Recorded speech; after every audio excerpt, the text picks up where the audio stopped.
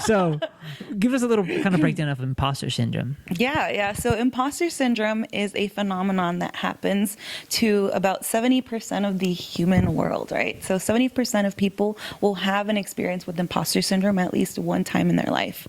And what this means is when you're really experiencing a moment where your success doesn't really feel true to you. It feels like you either maybe you were deceitful, and maybe you were trying to trick people into thinking you were this awesome person, right?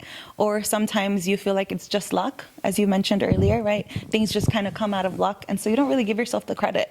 And so not giving yourself the credit for all the hard work that you do, that is imposter syndrome. Being able to not recognize that you are actually of value and that you are actually worth all the work that you've done, that's imposter syndrome. And you see that a lot with people of color, right? You see that a lot with marginalized populations, right? LGBTQ, women, all these different marginalized populations who just struggle with really giving themselves the credit for all the work that they do. And this comes a lot with, the experience that you get either culturally or just in society, right? People pressure you into being a certain type of way because of media or whatnot.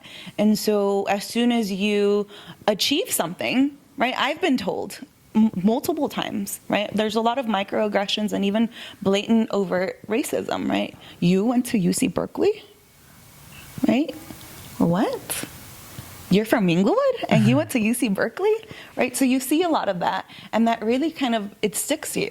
Right? So all these different experiences that you are either exposed to or have been told indirectly, all those experiences really, they kind of, take home inside you. And so these are experiences where over time you start to really believe them. And even sometimes where you know that's not true, but it's still your automatic kind of thought, right?